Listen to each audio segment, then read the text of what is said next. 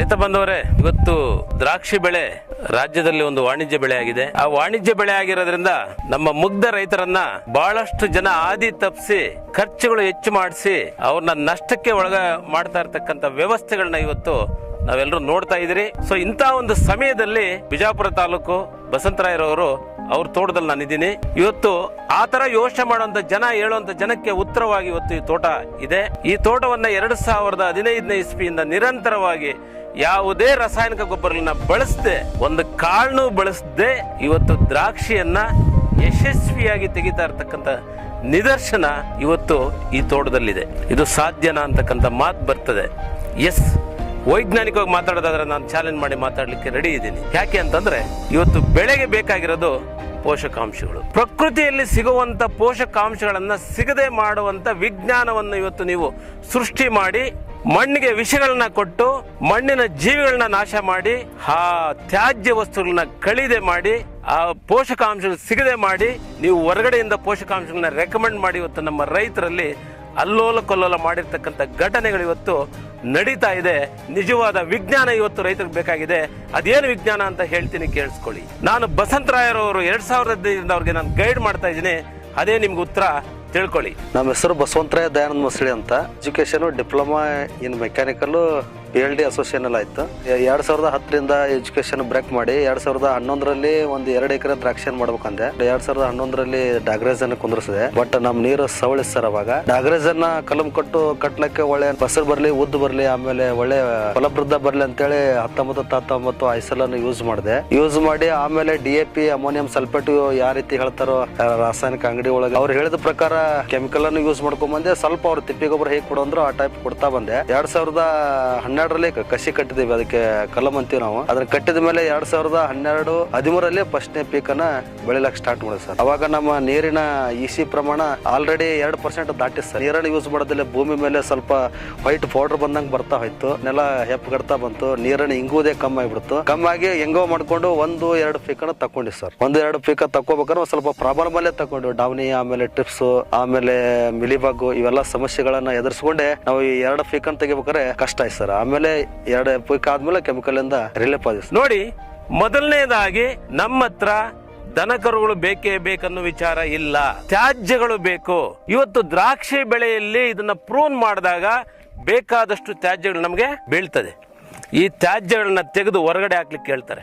So ಹೊರಗಡೆ ಹಾಕ್ಬೇಕಾಗಿಲ್ಲ. ಯಾಕೆ ಅಂತಂದ್ರೆ ಈ ತ್ಯಾಜ್ಯಗಳಲ್ಲಿ ಸಾಕಷ್ಟು ಎಲ್ಲಾ ಪೋಷಕಾಂಶಗಳು ಸಮಗ್ರವಾಗಿ ಇದೆ. ಇದರಲ್ಲಿ ಮುಖ್ಯ ಪೋಷಕಾಂಶಗಳು ಇದೆ ಮತ್ತು ಲಘು ಪೋಷಕಾಂಶಗಳು ಇದೆ.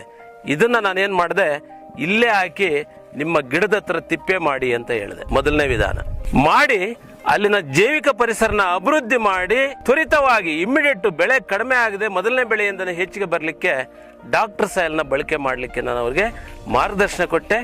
ಸೊ ಅವರು ಅದೇ ರೀತಿ 4 ವರ್ಷದಿಂದ ಒಂದೇ ಒಂದು ಕಡ್ಡಿನ ಹೊರಗಡೆ ಹಾಕಿಲ್ಲ, ತನ್ನ ತೋಟದಲ್ಲಿ ಹಾಕಿದ್ದಾರೆ. ಅದರ ಮೇಲೆ ಹುರುಳಿ, ಅಲಸಂದೆ ಈ ಥರದ್ದು ಹಾಕಕ್ಕೆ ಹೇಳಿದೆ, ಅದನ್ನೂ ಮಾಡ್ಕೊಂಡ್ ಬಂದಿದ್ದಾರೆ. ಇವತ್ತು ಬಸಂತರಾಯರ ತೋಟ ಹೆಂಗಾಗಿದೆ ಅಂತಂದ್ರೆ ಆರ್ಗ್ಯಾನಿಕ್ ಕಾರ್ಬನ್ ಅನ್ನೋದು ತುಂಬಾ ಹೆನ್ರಿಚ್ ಆಗಿದೆ. 2015 ಇಸ್ವಿಯಲ್ಲಿ ಸಾವಯವ ಕೃಷಿ ಬರೋಕ್ಕೆ ಡಾಕ್ಟರ್ ಸಾಯಿಲ್ ಅನ್ನ ನಾನು ಯೂಟ್ಯೂಬ್ ಅಲ್ಲಿ ನೋಡಿದ ಮೇಲೆ ಡಾಕ್ಟರ್ ಸಾಯಿಲ್ ಅನ್ನ ಯೂಸ್ ಮಾಡ್ಬೇಕು ಅನ್ನೋ ಭಾವನೆ ನನ್ನಲ್ಲಿ ಪ್ರೇರೇಪಿಸಿತು. ಡಾಕ್ಟರ್ ಸಾಯಿಲ್ ಅನ್ನ ಯೂಸ್ ಮಾಡಕ್ಕೆ KR ಹುಲ್ನಾಚೇಗೌಡರ ಮಾರ್ಗದರ್ಶನ ಪಡ್ಕೊಂಡೆ. ಸಾವಯವ ಕೃಷಿ ಬಗ್ಗೆ ಅವ್ರ ಕಡೆಯಿಂದ ನಾನು ತಿಳ್ಕೊಂಡಿದ್ದಾದ್ಮೇಲೆ ನಾನು ಒಂದು ಕ್ಯಾನ್ ಅನ್ನ ಡಾಕ್ಟರ್ ಸಾಯಿಲ್ ತಂದು ಹಾಕಿದ್ಮೇಲೆ ಈ ತ್ಯಾಜ್ಯಗಳನ್ನ ಕಟಿಂಗ್ ಆದ್ಮೇಲೆ ನಾವು ಹೊರಗಡೆ ಹಾಕ್ತಾ ಇದ್ದೀವಿ. ಈ ತ್ಯಾಜ್ಯಗಳನ್ನು ಭೂಮಿಗೆ ಹಾಕೋದನ್ನ ಕಲಿಸಿಕೊಟ್ರು. ಅದ್ರ ಜೊತೆಗೆ ರೌಂದಿಯನ್ನು ತರಿಸಿ ಹಾಕಿದ್ಮೇಲೆ ಒಂದು 10-15 ದಿನ ಆದ್ಮೇಲೆ ನನ್ನ ಭೂಮಿಯನ್ನು ನಾನು ಕೆದರ್ ನೋಡಿದ್ಮೇಲೆ ಭೂಮಿಯಲ್ಲಿ ಮಣ್ಣು ಪೂರಾ ಮೃದುವಾಗಿದೆ ಮತ್ತೆ ಚಾಪುಡಿ ತರ ಆಗಿದೆ. ಸಾಕಾಗಷ್ಟು ಬಿಳಿ ಬೇರುಗಳ ಮೂಮೆಂಟ್ ಆಗಿತ್ತು, ಕೈ ಹಾಕಕ್ ಬಿಡದ ಇದ್ದಂಗೆ. ಆಮೇಲೆ ಅದ್ರ ಜೊತೆಗೆ ಎರಿಹುಳನು ಸಿಗ್ತಾ ಇದ್ದಾಗ ನೀರು ಮಾತ್ರ ಹಂಗೆ ಇಂಗ್ತಾ ಇತ್ತು, ಸೈಡ್ ಅಲ್ಲಿ ಹರಿತಾ ಇರ್ಲಿಲ್ಲ. ಮೊದಲು ಸೈಡ್ ಅಲ್ಲಿ ಹರಿತಾ ಇತ್ತು. ಸೊ ಅವ್ರ ತೋಟದಲ್ಲಿ ರೋಗ ಬಾಧೆ ಕಾಣಿಸ್ತಾ ಇಲ್ಲ, ಕೀಟ ಬಾಧೆ ಕಡಿಮೆ ಆಗಿದೆ, ಮತ್ತೆ ಸಾಕಷ್ಟು ಈ ಮಿಲಿಬಗ್ ಅಂತಕ್ಕಂಥದ್ದು ಅದರ ಸಮಸ್ಯೆನೂ ಇಲ್ಲ, ಅದ್ಭುತವಾಗಿ ಬೆಳೀತಾ ಇದೆ. ಹೆಂಗೆ ಸಾಧ್ಯ ಅಂತ ಮತ್ತೊಮ್ಮೆ ನೀವು ಕೇಳಬಹುದು. ಹೆಂಗೆ ಸಾಧ್ಯ ಅಂತಂದ್ರೆ ಬಹಳ ಸಿಂಪಲ್, ಬಹಳ ಸರಳ. ರೈತ ಬಾಂಧವರೇ, ಮಣ್ಣಿನಲ್ಲಿ ಸಾವಯವ ಇಂಗಾಲ ಅಂದ್ರೆ ಆರ್ಗ್ಯಾನಿಕ್ ಕಾರ್ಬನ್ ಹೆಚ್ಚಿಸಿಕೊಂಡ್ರೆ ನಮ್ಮ ಬೆಳೆಯಲ್ಲಿ ಆ ಒಂದು ರೋಗ ನಿರೋಧಕ ಶಕ್ತಿ ಬಂದ್ಬಿಡ್ತದೆ. ಯಾಕೆ ಅಂತಂದ್ರೆ ಎಲ್ಲಿ ಆ ಹ್ಯೂಮಸ್ ಎನ್ರಿಚ್ ಆಗುತ್ತೋ ಅಲ್ಲಿ ಪೋಷಕಾಂಶಗಳ ಅಕ್ಷಯ ಪಾತ್ರೆಯಾಗಿ ಅದು ಬದಲಾವಣೆ ಆಗ್ತದೆ. ಅದಕ್ಕೆ ಏನೇನು ಪೋಷಕಾಂಶಗಳು ಬೇಕೋ ಎಲ್ಲ ಅಲ್ಲಿಂದಾನೆ ಸಿಗತ್ತೆ. ಹೊರಗಡೆಯಿಂದ ತಂದಾಕ ಅವಶ್ಯಕತೆ ಇಲ್ಲ. 4 ವರ್ಷದಿಂದ ನಾನು ಡಾಕ್ಟರ್ ಸೈಲನ್ನ ಮತ್ತು ತ್ಯಾಜ್ಯಗಳನ್ನು ಬಳಸ್ಕೊಂಡು ಬೆಳಿತಾ ಇದ್ದೀನಿ. ಅಂದ್ರೆ ಮೊದಲ ನಾವು ರಾಸಾಯನಿಕ ಯೂಸ್ ಮಾಡ್ತಾ ಇರಬೇಕಾದ್ರೆ ನಮ್ಮ ಎಲಿ ಅದು ಎಲ್ಲ ಸಣ್ಣ ಎಲಿ ಬರ್ತಾ ಇತ್ತು. ಸಣ್ಣ ಎಲಿ ಬರ್ಬೇಕಾದ್ರೆ ಸ್ವಲ್ಪ ರೋಗದ ಬಾಧೆಗಳು ಕಾಣ್ತಾ ಇತ್ತು. ಈಗ ಏನಾಗಿದೆ, ನನ್ನ ಬೆಳೆಯಲ್ಲಿ ರೋಗದ ಬಾಧೆನೂ ಕಡಿಮೆ ಆಗಿದೆ, ಆ ಗಡ್ಡಿನೂ ಸಖತ್ತಾಗಿ ಉದ್ದು ಬರ್ತಾ ಇದೆ, ಕೆನಾಪಿ ಉದ್ದು ಬರ್ತಾ ಇದೆ. ಆಮೇಲೆ ಡೌನಿ ಒಂದು ನಮಗೆ ಮಾರಕವಾಗಿ ಕಾಡುವಂತ ರೋಗ ದ್ರಾಕ್ಷಿ ಬೆಳೆಗಾರರಿಗೆ. ಆಮೇಲೆ ಡೌನಿ ಕಡಿಮೆ ಆಗಿದೆ, ಎಲ್ಲಾನು ರೋಗಗಳ ತೋಟದಲ್ಲಿ ಕಡಿಮೆ ಆಗಿದೆ. ನಮಗೆ ಮತ್ತೊಬ್ಬರ ತೋಟವನ್ನು ನಾವು ವೀಕ್ಷಣೆ ಮಾಡ್ಕೊಂಬಂದ್ರೆ ನಮ್ಮ ತೋಟಗಳು ಹೊರಗಡೆ ನಿಂತ್ಕೊಂಡು ನೋಡಿದ್ರೆ ಆಕರ್ಷಣೆ ಮಾಡುವ ರೀತಿ ನಮ್ದು ತೋಟ ರೆಡಿ ಆಗಿದೆ. ಈ 4 ವರ್ಷದಲ್ಲಿ SOP ಯೂಸ್ ಮಾಡಲ್ಲ, ಯಾವುದೇ ಆದ ಕೆಮಿಕಲ್ ಯೂಸ್ ಮಾಡಿ ಏನೇನೋ ಹರಸಾಹಸ ಪಟ್ಟು ಬೆಳೆದ್ರು ಸಹ ಅವರ ಎಲಿ ಮೇಲ್ಗಡೆ ಮಿಂಚಲ್ಲ. ಆಮೇಲೆ ಎಲಿ ಅಟ್ರಾಕ್ಷನ್ ಇರಲ್ಲ, ಆಮೇಲೆ ಹಸಿರು ಇರಲ್ಲ, ಆಮೇಲೆ ಎಲಿ ಸೈಜ್ ಅಗಲಿರಲ್ಲ. ಆದ್ರೆ ನಮ್ಮ ತೋಟದಲ್ಲಿ ಬಂದ್ರೆ ಎಲಿ ಸೈಜ್ ಅಗಲಿದೆ, ಹಸಿರ ಅಂಶ ಜಾಸ್ತಿ ಇದೆ. ಎಲ್ಲಾನು ಹೇಳ್ಬೇಕಾದ್ರೆ SOP ಅಂಶನೂ ನಮ್ಮ ಭೂಮಿಯಲ್ಲಿ ಹೆಚ್ಚಾಗಿದೆ. ಈ ಗಂಚಲಿನ ಆಕಾರಕ್ಕೆ ಬಂದ್ರೆ ನಮ್ದು ಗಂಚಲು 3 ರಿಂದ 4 ಕಾಳು ಇಟ್ಕೊಂಡ್ರು ಕಾಳ ದಪ್ಪಾಗಿದೆ, ಪಲ್ಪ್ ಬರ್ತದೆ, ಮಾಲಲ್ಲಿ ಪಲ್ಪ್ ಇದೆ, ಅದು ಗಟ್ಟಿತನ ಇದೆ.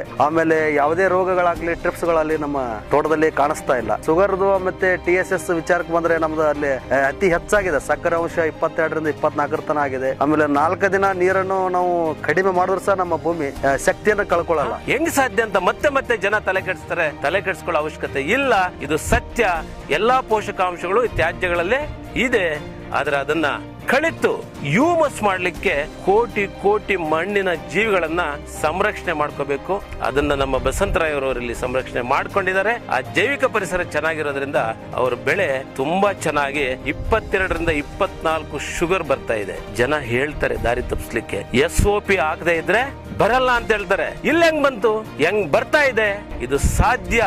ನೀವೆಲ್ಲರೂ ಬರ್ಬೋದು. ಬಸಂತರಾಯ್ ಅವರ ತೋಟದಲ್ಲಿ ಬಂದು ಇಲ್ಲಿ ಕಲಿತು ಹೋಗಿ ನೀವು ನಿಮ್ಮ ದ್ರಾಕ್ಷಿ ಬೆಳೆಯನ್ನ ಯಶಸ್ವಿಯಾಗಿ ಮಾಡಿ ಒಂದು ವಿಷರಹಿತ ದ್ರಾಕ್ಷಿ ಹಣ್ಣನ್ನ ದೇಶಕ್ಕೆ ಕೊಡಿ ಅಂತ ಹೇಳ್ತಾ, ನಾನು ನಿಮ್ಮೆಲ್ರಿಗೂ ಈ ತರ ಒಂದು ಸಾವಯವ ಕೃಷಿಯಲ್ಲಿ ಒಂದು ಕೃಷಿಯನ್ನ ಮಾಡಿ ಆರ್ಥಿಕ ಸುಸ್ಥಿರತೆಯನ್ನ ಕಾಣ್ಲಿ ಅಂತ ಬಯಸ್ತಾ ಈ 2 ಮಾತು ಮುಗಿಸ್ತಾ ಇದ್ದೀನಿ.